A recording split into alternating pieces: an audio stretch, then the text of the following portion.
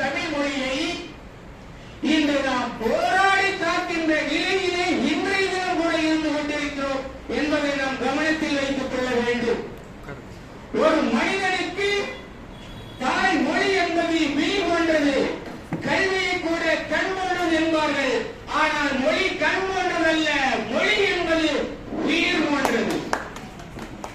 அந்த உயிர் போன்ற தாய்மொழியை போற்றுகின்ற தினம்தான் தாய்மொழி தினம், உலக மொழி தினம். ஆனால் பல பேர் இங்கே அருமையாக குறிப்பிட்டார்கள். மேற்கு வங்கத்தை அடுத்துள்ள கிழக்கு வங்காளத்திலே மிகப்பெரிய மொழி போராட்டம் நடைபெற்றது. அந்த மொழி போராட்டத்தின் வழியாக அது கிழக்கு வங்காளம் என்று பிரிக்கப்பட்டது. அது மொழி போராட்டத்துக்கு வித்திட்டது என்று சொல்வார்கள். ஆனால் அதற்கு முன்னாலே இதே தமிழ்நாட்டிலே பல்லாயிரக்கணக்கான உயிர்களை பழி கொடுத்து துப்பாக்கி சூட்டுக்கும் சிறை தண்டனைக்கும் அடிபட்டு உயிர் கொடுத்து பண்டிட் ஜவஹர்லால் நேருடன் அவர் வாழ்ந்த காலத்திலே, இந்திரா காந்தி காலத்திலே இல்ல, ஜவஹர்லால் நேரு காலத்திலே மொழி போராட்டத்தை நடத்திய பெருமை நமது தமிழ் மொழியை சேர்ந்தவர்களுக்கு, தமிழ்நாட்டை சேர்ந்தவர்களுக்கு உண்டு.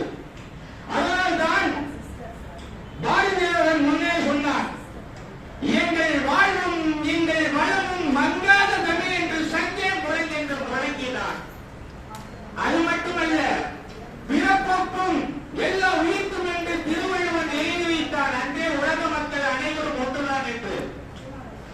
அது மட்டுமல்லாமல் சாவோதும் தமிழ் படித்து சாக வேண்டும், என் சாம்பலும் தமிழ் வளர்ந்து வேக வேண்டும் என்று இளைஞர் கவிஞர் ஆறுமுகனார் பாடினார்கள். இன்று உலகம் உள்ள அனைத்து பல்கலைக்கழகங்களிலும் தமிழுக்கு இருக்கிறது. லண்டனில் இருக்கிறது, சிங்கப்பூரில் இருக்கிறது, மலேசியாவில் இருக்கிறது. ஆனால் இருக்கையிலே இருக்கக்கூடிய தமிழர்கள் இல்லை.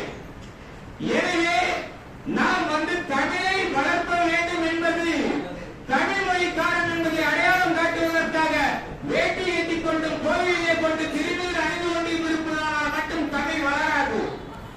எங்கே ஒரு பள்ளியிலே ஆயிரக்கணக்கான மாணவர்கள் இருப்பதிலே எங்கே ஒரு மக்கள் பெயரை பார்த்து ஆசிரியர் இவன் படிக்க வேண்டும், இவன் மிகச்சிறந்த மதிப்பெண் பெற வேண்டும் என்று தன்னை அவனுக்காக அர்ப்பணித்து ஒரு பள்ளியிலே 100க்கு 100 மதிப்பெண் பெற வைக்கிறாரோ அந்த ஆசிரியரை பாராட்டுவது போல இந்த திருப்பூர் மக்கள் மாமன்றம் இங்கே வந்திருக்கின்ற உங்களை எல்லாம் வளர்த்திருக்கிறது என்பதை யாரும் மறுக்க முடியாது.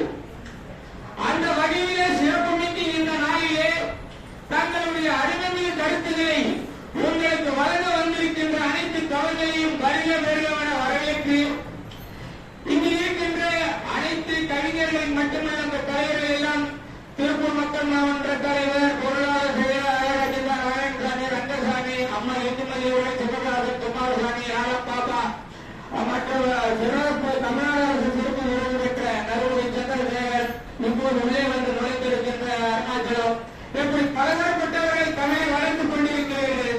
அப்படிப்பட்டவர்கள் இன்று தங்களுடைய தனித்தனி கருத்துக்களை கூற வந்திருக்கிறீர்கள்.